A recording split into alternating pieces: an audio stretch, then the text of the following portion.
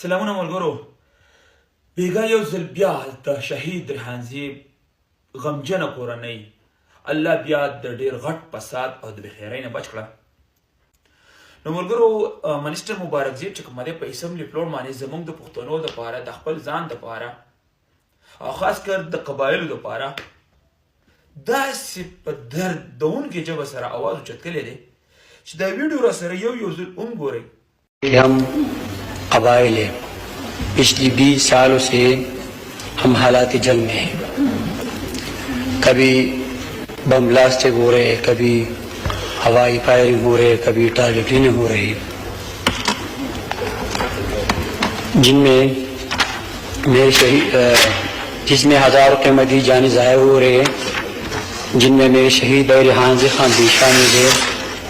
बजाय इसके मेरी भाई शहीद रीहानज़ी खान को इंसाफ मिला और इनके कातिल को गिरफ्तार होते कल रात बाजोड़ में वाक़े मेरे घर और मेरी फैमिली को निशाना बनाया गया और मेरे घर को बमों से उड़ाया गया.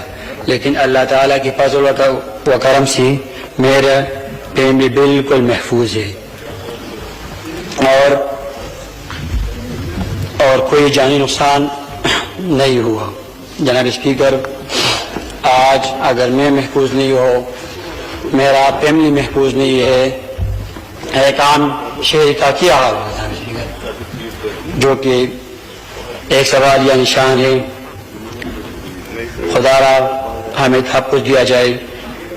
जनाब स्पीकर, मैं इस मुअज़्ज़ज़ ईवान की वसअत से वज़ीर आज़म जनाब शहबाज शरीफ साहब को और IG खैबर पख्तूनख्वा और वज़ीर दाखिला जनाब मोहसिन नकवी साहब को भरपूर मुतालबा करता हूँ कि मेरे घर पर होने वाले बम ब्लास्ट की पूरी शफाफ और आला सतह की तहक़ीक़ात कराई जाए और मैं शहीद भाई रीहानज़ी खान के कातिलों को गिरफ्तारी के लिए जल्द अज जल्द इंक्वायरी कमेटी बनाने का मुतालबा करता हूँ.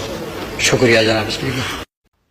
خو کوشش دومره وکړئ چې دا ویډیو مخې ته ډېره زیاته شیر کړئ چې خلکو ته پته ولګي چې د شهید ریحانزي ورور MNA مبارکزي یوازې د خپل ځان دپاره نه زما دپاره او ستا دپاره هم لګی دی. نو کوشش وکړئ هر ملګری دا ویډیو شیر کړئ او لازمي دا ویډیو وګورئ. ډېره مهرباني، مننه.